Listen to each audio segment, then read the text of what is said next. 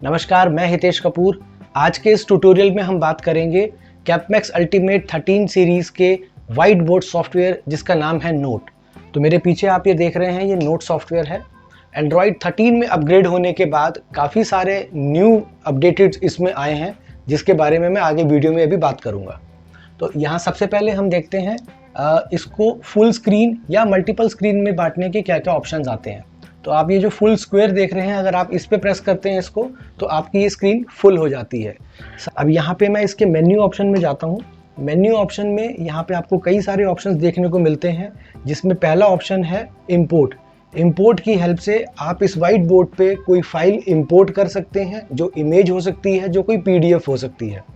दूसरे ऑप्शन में जब आप पढ़ा चुके होते हैं इसके ऊपर, तो आप यहाँ से एक्सपोर्ट के ऑप्शन पे जाके उस बनाई हुई फाइल को, पढ़ाई हुई फाइल को आप इमेज की फॉर्म में सेव कर सकते हैं, आप PDF की फॉर्म में सेव कर सकते हैं इस ऑप्शन पे प्रेस करके। वो मैं आपको आगे करके भी अभी दिखाऊंगा।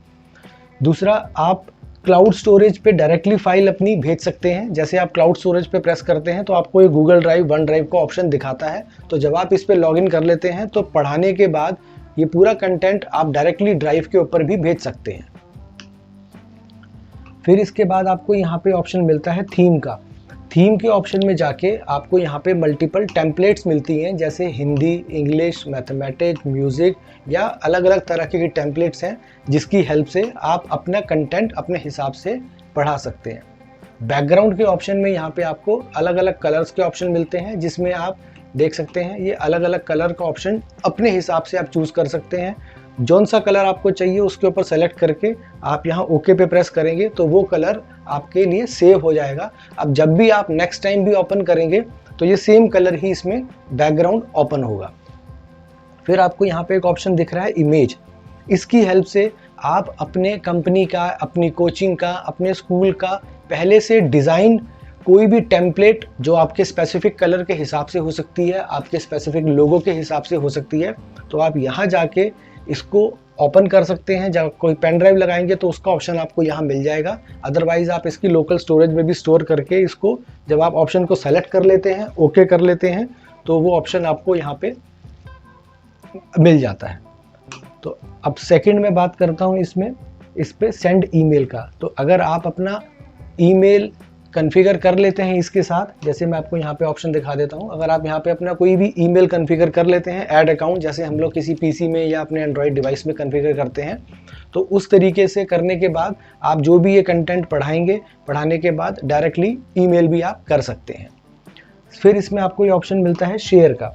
शेयर की हेल्प से जो भी आप इसके ऊपर पढ़ा रहे हैं या लिख रहे हैं, तो ये डायरेक्टली एक QR कोड आ जाता है। इस QR कोड की हेल्प से सामने अगर मीटिंग में या कोचिंग में या स्कूल में जो स्टूडेंट या जो व्यूअर है आपका, वो जो बैठा हुआ है, वो उस कोचिंग को, उस QR कोड को जैसे ही स्कैन करता है तो डिस्प्ले पे दिया हुआ पूरा कंटेंट आपके उस टैबलेट पे या मोबाइल पे आ जाता है। ये एक बहुत नया फीचर आया है गूगल ड्राइव का, और साथ में एक ये लॉगिन का। इसके बारे में मैं वीडियो के आगे पार्ट में डिस्कस करूँगा इसी वीडियो में। अब यहाँ पे ऑप्शन ये मिलता है पेन का। तो ये पेन के ऑप्शन को जब आप सेलेक्ट करते हैं तो आप देखते हैं मल्टीपल टाइप के इसमें आपको पेन मिलते हैं। ये आगे वाला पेन है, ये इस कलर को डिसाइड करता है, और ये नीचे वाला पेन जो है ये बैक साइड के पेन को के कलर को डिसाइड करता है। यानी ये पेन ड्यूअल राइटिंग है। आप एक साथ 2 कलर को भी डिसाइड कर सकते हैं और इसके ऊपर आप लिख सकते हैं, और इसके ऊपर आप डिफ्रेंशिएट भी कर सकते हैं।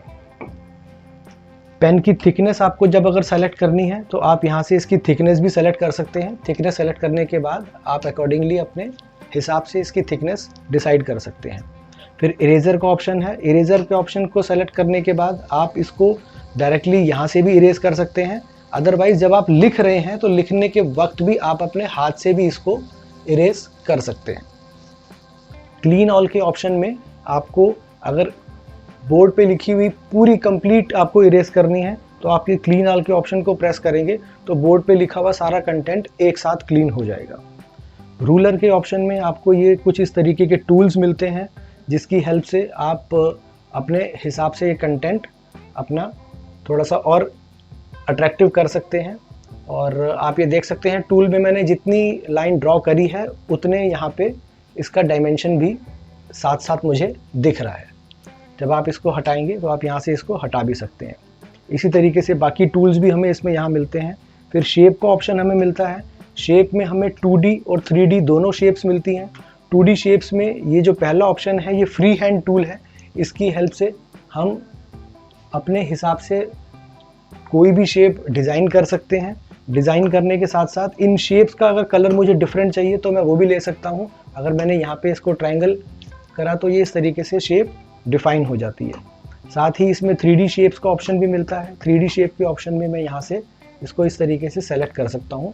तो ये बहुत ही आपकी स्टडी को बहुत इंटरेक्टिव कर देता है, बहुत अट्रैक्टिव भी कर देता है। तो इसकी हेल्प से आप ये सारे फीचर यूज़ कर सकते हैं। पार्टीशन की हेल्प से आप अपनी स्क्रीन को मल्टीपल पार्ट में बांट सकते हैं। जो मैंने पहले बताया था वो पूरी एप्लीकेशन को मल्टीपल तरीके से यूज़ करने के लिए बताया था। ये पार्टीशन का मतलब है आप अपने सॉफ्टवेयर के अंदर ही पार्टीशन कर सकते हैं। 2 पार्टीशन, 3 पार्टीशन, 4 पार्टीशन। उदाहरण के लिए मैं 2 पार्टीशन कर लेता हूँ। तो जैसे ही मैं ये 2 पार्टीशन करता हूँ तो आप देख सकते हैं कि यहाँ पे एक स्क्रीन इधर आ गई है, एक स्क्रीन इधर आ गई है। तो यहाँ से ये जो स्क्रीन है ये आगे नहीं जाएगी। ये डिफरेंट बच्चे के लिए है या यूज़र के लिए है, ये डिफरेंट यूज़र के लिए है। तो मैं कलर भी यहाँ से डिफरेंशिएट कर लेता हूँ। तो अब आप यहाँ देख सकते हैं तो 2 अलग अलग बच्चे, 2 अलग अलग स्टूडेंट, दोनों अलग अलग एक साथ इस पर जो भी आप लिख सकते हैं और पढ़ा सकते हैं। तो इस तरीके से आप अपना हिसाब से अपना कंटेंट भी दिखा सकते हैं। आप यहाँ से इसको वापस बैक करेंगे तो आप वापस अपनी मेन स्क्रीन के ऊपर आप आ जाएंगे। अगर आपको वापस से क्लियर ऑल करना है तो आप यहाँ से क्लियर कर सकते हैं। टेबल का जो ऑप्शन हमें मिलता है, आप अपने हिसाब से जितने सेल्स और कॉलम्स आपको चाहिए तो वो आप रो और कॉलम्स अपने यहाँ से डिसाइड कर सकते हैं। आप जैसे ही इसको इंसर्ट करेंगे तो इंसर्ट करने के बाद ये कॉलम ओपन हो जाएगा। आप इसको अपने हिसाब से लिख सकते हैं और मेन बात यह है कि ये सारे ऑटो एडजस्टेबल कॉलम्स हैं। आप इसको बनाने के बाद भी बड़ा और कम कर सकते हैं। आप जैसे ही यहाँ सेलेक्ट ऑप्शन पे क्लिक करेंगे, सेलेक्ट ऑप्शन पे क्लिक करने के बाद आपके इसके आउटर को सेट करना है। एक बार उसको आपको ड्रैग करना है तो यहाँ पे आपको ये प्लस के और यहाँ से आपको ये ऑप्शन मिल जाते हैं कि आप इसको प्लस अगर करना चाहते हैं तो यहाँ से आप प्लस कर सकते हैं। और ये इसके बीच में ही ये माइनस का ऑप्शन है तो आप यहाँ से इसको एक एक कॉलम को माइनस भी कर सकते हैं। आप देख सकते हैं ये एक एक कॉलम माइनस होता जाएगा। आपको जो भी रो को हटाना है उसके ऊपर माइनस है तो वो रो वहाँ से या कॉलम वहाँ से वो माइनस हो जाएगा।